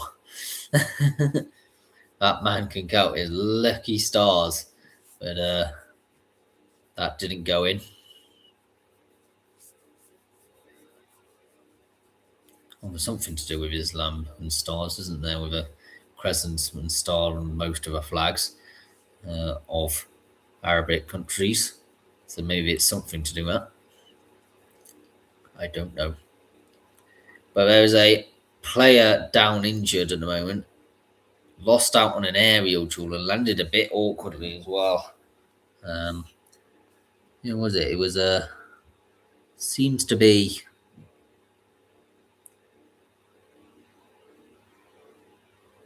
Well, he's up now anyway. Oh, it's the number 9, Al Baraikan, who was the one who, literally moments before, had kicked the ball away from any danger for another corner. So he's been a lot of different positions in this second half. There'll be a throw in for Saudi Arabia. It's taken long. That's a great one if he can get to it. Caceres gets there instead. Oh, that's a poor ball, and if Saudi can capitalise on this would be great. Maybe a bit too long. Still out wide. Need to be much quicker in reaction, Saudi, because they've given a ball away there, and you can tell it's the first game in the group stage purely because some of these things. Absolutely awful challenge. Horrific challenge there in the middle of the park. I mean, I'm not sure what you were expecting to be the outcome, Abu al-Shamat, but we're not in WWE. Canobio going to Varela, gets the return quite nicely. The cross comes in, headed away. Valverde goes back to the centre-backs.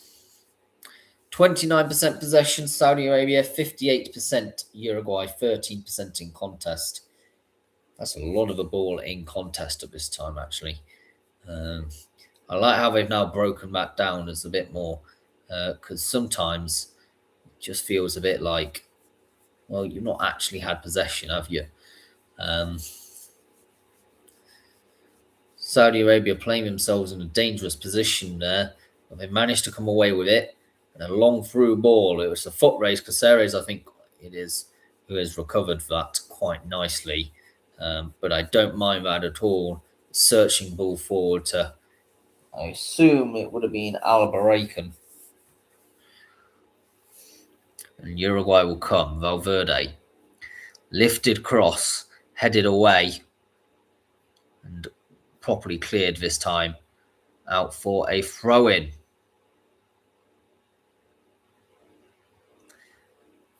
It's taken quickly by Uruguay. In the middle of the field. A through ball to Valverde does not get to its intended target and will instead go to a goal kick.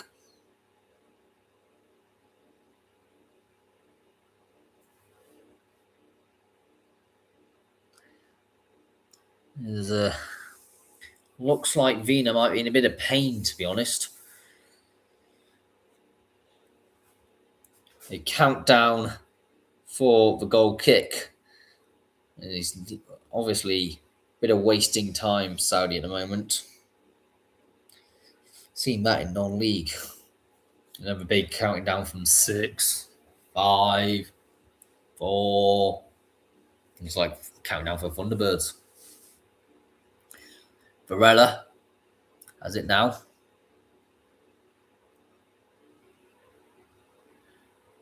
He was played a lot more in field this recently. Searching ball to Canubio. Canubio comes and plays it in field and finds Varela out on the wings now. Cross comes in. Great ball if he can get there. Well, somewhat can. It was Vina, but Vina's ball over is not great. And Saudi can come on the counter. Oh, pickpocketed though. Didn't see it was there. And Saudi got to contend with Canobio in a moment. He's yet again fallen forward. It reminds me of Jack Grealish a lot, this Canobio. A vastly frustrating player for so many reasons. Varela. Back out to Canobio.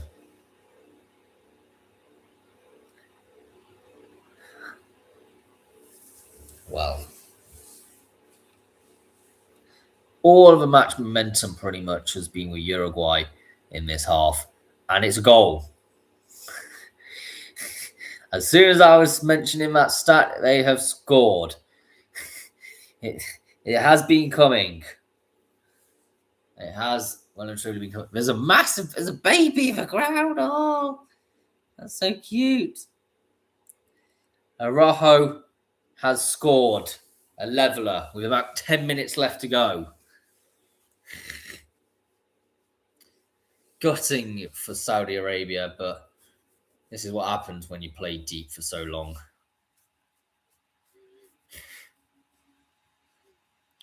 It's a wonderful headed ball, and sort of almost in similar fashion, it was spilled, and Araujo came with the second.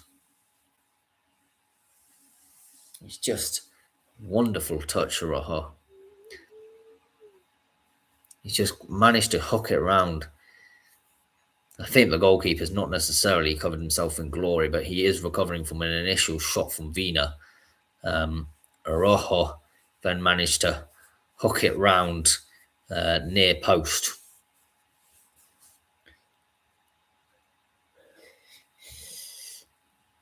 I think relief more than anything covers the Uruguayan faces. They desperately didn't want to lose this game.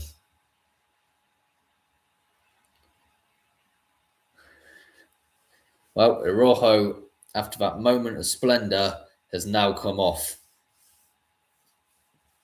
His last act for today's game saw him score the equalising goal.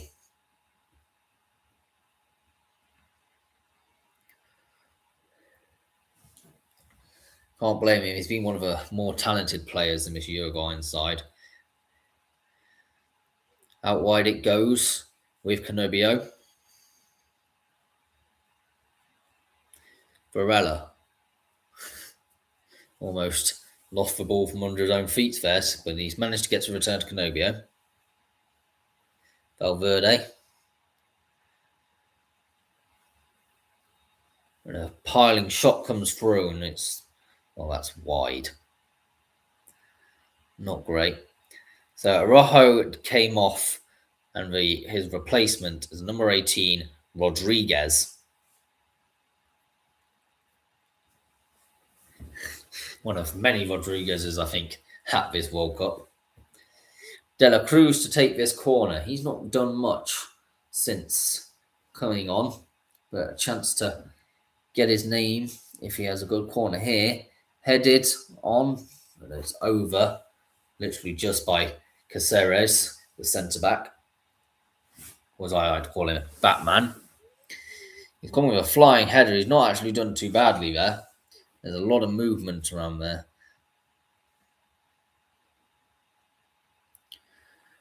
So,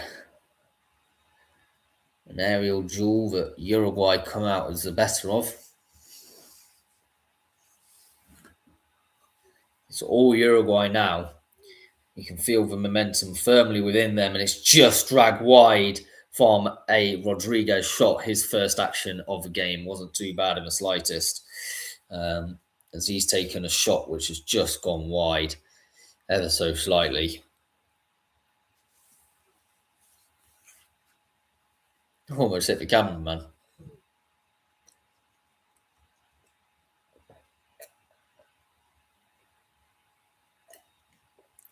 Abu Al-Shamat has come off for Bu Washul. Nawaf Bu Washul, what a name. Must be one of the few non-Als on the team. I actually don't know what the Al bit means, but they all seem to have it in their name. And I think all football clubs as well.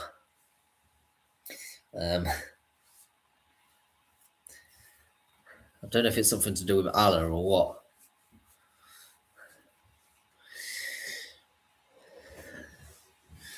Varela passes the ball forward to Canobio, but it's cut out. And that's a ball. That will be a Saudi throw-in, though.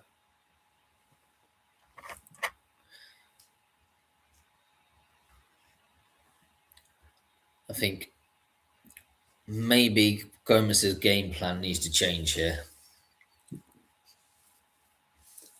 Saudi Arabia. Because the aim of scoring and trying to hold on to it may not be the best move. They've just given away a free kick there.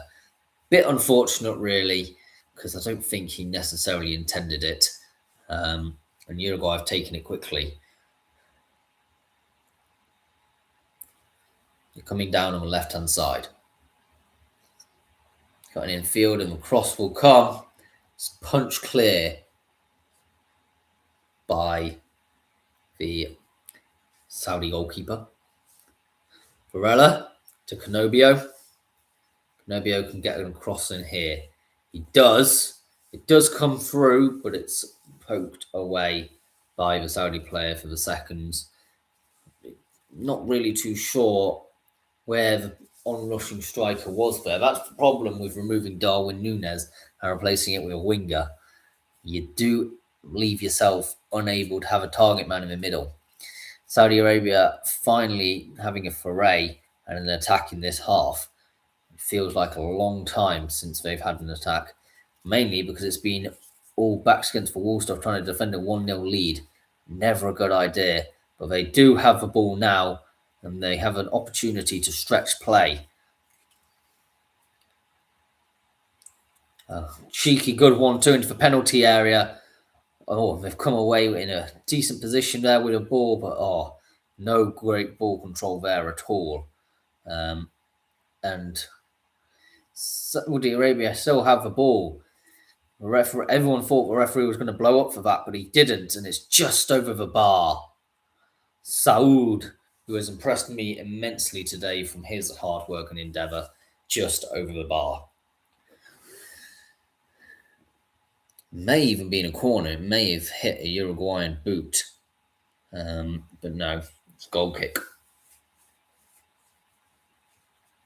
Wasn't bad effort.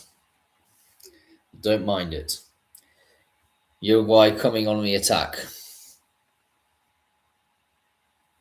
Varela with it now.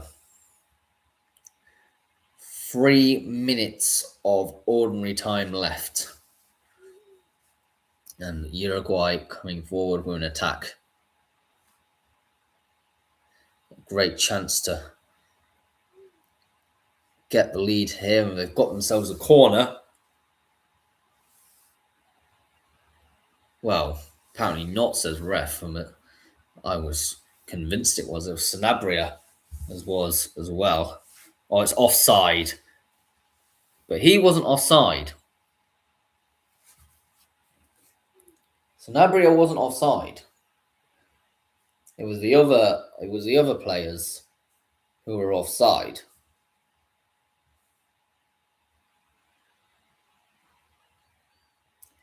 That's an odd move, that.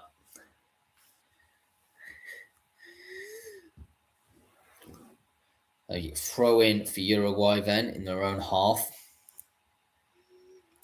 That was poor distribution. Goes all the way back to the Uruguayan goalkeeper. Not long to go. Hopefully not a lot of extra time as well, because I'm already getting absolutely shattered from doing so much camera work today. Canobio. How people do this constantly is beyond me.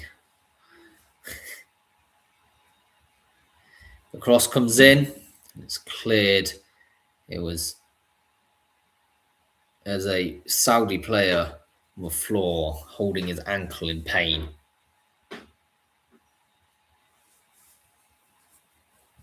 The referee will go over to see if he's okay and help him up more than anything. Uruguay are making another change. I think they'll have this corner first. Headed clear by Saudi. Valverde with a cross. And it comes across and it's headed up. Needs to punch this clear. He does, Alois.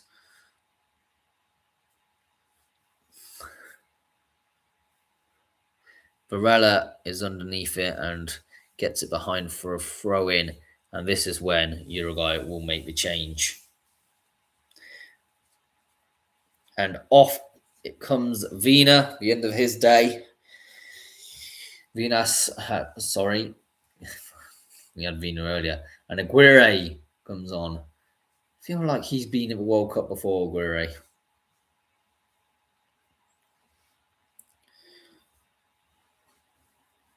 No, I could always be wrong with that. A great ball if it finds his man there, but it doesn't. That will be a free kick to Uruguay, who will take it quick. 7 minutes of added time on here. And it somehow managed to miraculously be kept in play by that Varela. But maybe he wishes he didn't have, because he gave it to Saudi Arabia, who will attack. It has been cut out by Uruguay's defence, who will go for the counter here. Rodriguez on the side, on the wings. Cross comes in. Straight at the goalkeeper is that shot. There's a great chance there. Another ball will come in, lifted up. Aguirre with his first action, heading it into the mixer. And no one's there for it. Uruguay coming again. Varela with a 1-2. Cross comes in. And Rodriguez can't get under it. It will go out for a corner as it came off a Saudi player last. Triple substitution for Saudi by the looks of it. When you're defending a corner, feels like a ridiculous strategy if you do that.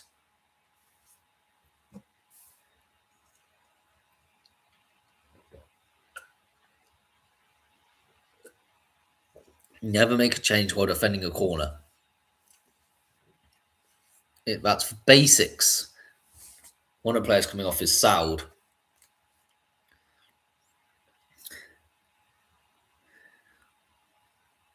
They've taken off a lot of their big guns.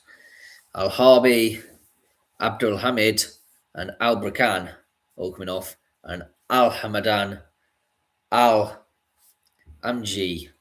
and I didn't see who the last one was there. Someone Al. Oh, just wide that. There's going to be a groin injury for the goalkeeper as a result.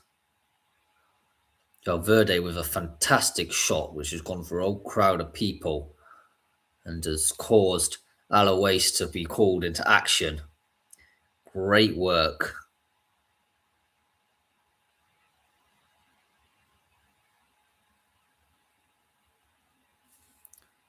we've lost coverage.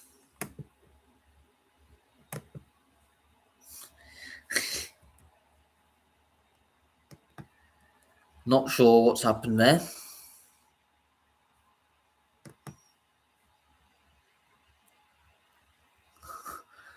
I didn't quite see what happened, to be honest.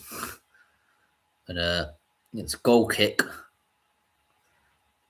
We had that issue earlier with BBC as well, where the screen just went blank for a moment.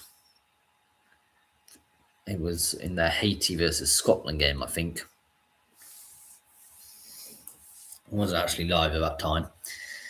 Bit of a faulty cameras from America.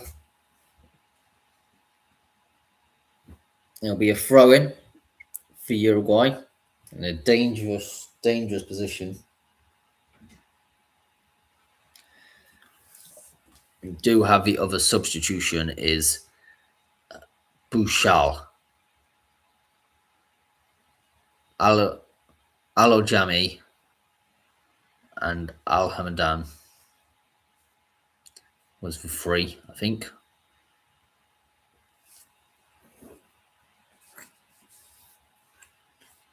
Uruguay coming here. Varela with Valverde. Valverde with a cross in, and the Saudi player manages to get it out, but only to Canobo. No, can't quite get under it, Valverde. It's a couple of minutes left of this game here. Not much longer left to go. A corner by Rodriguez. Strong chance, but potentially a Uruguayan winner is looking ever likely in the dying moments of this game. Varela comes with a ball. Unlikely to do it. That's surely a high foot there, ref. No. He's playing advantage the other direction. Interesting. Because I thought he, for one, was the one who did the foul. Uruguay on the attack. Bundled over. It'll be interesting if the referee gets the free kick there. He does not. It'll be a throw-in for Uruguay instead. Not long left to go. It's taken by Aguirre to Caceres, who is so high up the pitch at the moment for the centre-back. Coming forward. The shot comes in, and it's poked behind by Alois, determined to at least keep a point for his country in this group stage. In these dying moments of the game, the last minute is left. The corner's not great, but Uruguay have it here, and it's slid behind for another corner. Real last-ditch stuff here. It was the number 4, who was the goal scorer, Al Arabi, I think. Or whatever he was called. Uruguay coming, knocking on the door. Not got long left. Lifted up, headed away, and then further on helped cleared down and out for a throw-in, which will be taken quickly by, I believe that was Varela. And a switch of play to Rodriguez, potentially. Coming in as a cross. Maybe a corner out of this. A throw-in. Still in a decent enough area. Not taking where the actual ball went out at all. But no one cares. There's not much time left at all. So dillying down on things like that don't matter. Kenobi. The cross comes in. Headed clear by Saudi.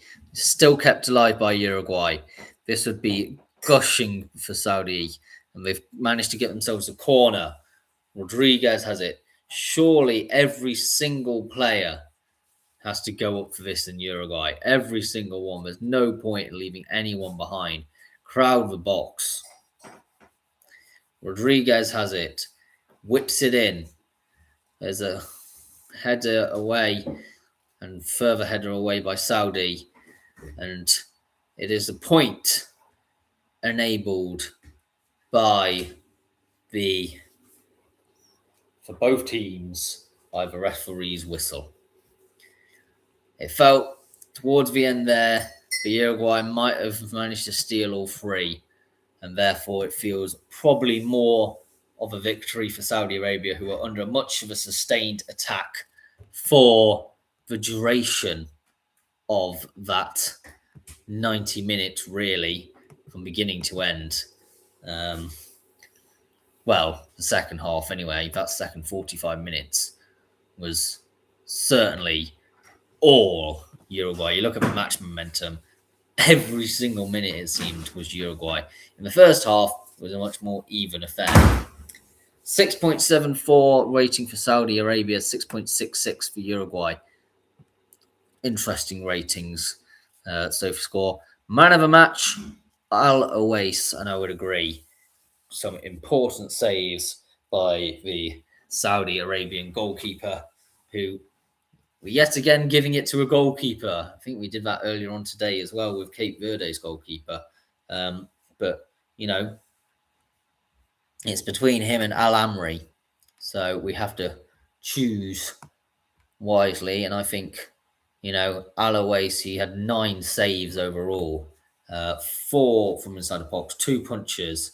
He did have the error leading to goal, but to be honest, not a lot you could have done on that. And every now and again, a player will have an error in their locker. Al Harbi on a 7.0. I don't think he did a great deal. Well, he had 9 defensive contributions. So obviously, backs against the wall level stuff for Saudi at times. Won all 5 of his ground duels. And, yes, 7 clearances as well. 6.0 was Al Tambakti, who had 7 defensive contributions. He wasn't actually great. He was dribbled past as well. He was probably the weakest link in the Saudi defense. It's fair to say, I think. Al Amri on a 7.6 scored the opener from that corner kick, had 8 defensive contributions, won 3 out of 4 aerial duels, 6 clearances. Some great work altogether, I must say. Everything Al Amri did was just fantastic. For the right back, Abdul Hamid, or Saud as I called him most of it, 6.4. That's incredibly harsh. Had 8 defensive contributions, won 3 out of 5 tackles and 6 out of 10 ground duels. The fact that I liked him quite, I know he's dribbled past twice, but he was committed to actually getting involved in a duel. You know, I would rather see my player get stuck into 10 duels and come out with 6 of them than see them enter into only 3 duels and win all 3 of them. Like, that for me is what I'd much rather see, because it means that they're actually getting stuck in. And that's what I wanted from a wing back. And he had exactly that, you know, and he sometimes even impressed, you know, with forays going up the pitch occasionally. 6.2 for Al Dorsari. Poor display from a captain. Overall, only 1 accurate cross out of the 1 he attempted. He could have done much better, let's be honest. For the full 90-minute display, too many wayward balls, needed to be better.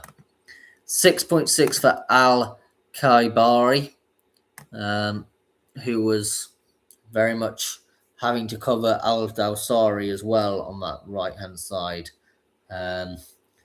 He probably could have done more as well. I think in midfield, I think we already attributed a bit of a weakness. 7.2 though for Carno. He was a strength, but he had to often drop back defensively. He had 8 defensive contributions from midfielders, quite a lot.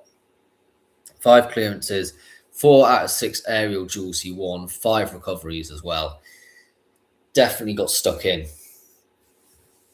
All over the pitch as well. You know, wherever he was, he got stuck in. Al Shamat on a 6.3 wasn't great.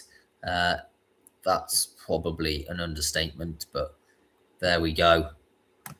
For the forward two, Al Juaya was on a 6.5.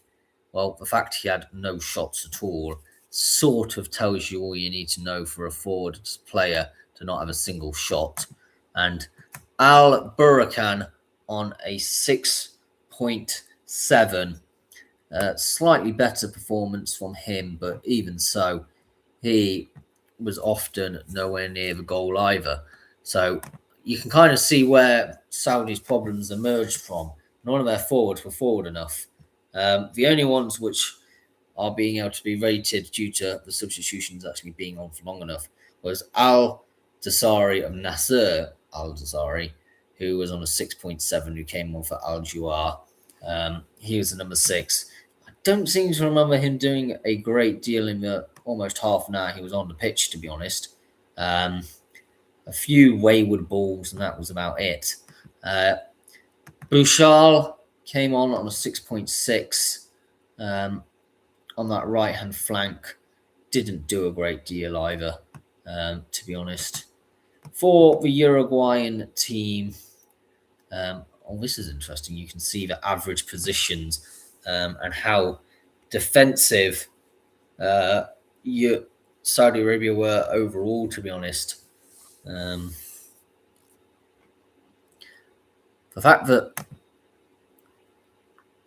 that is mental, to be honest.